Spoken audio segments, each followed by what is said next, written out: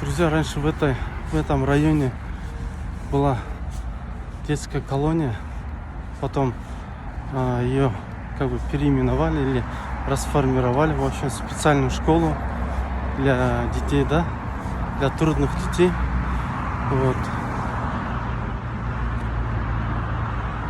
И получается, в этом учреждении я раньше читал лекции, ну, такие, да, более юридические, более про законы в отношении несовершеннолетних, друзья.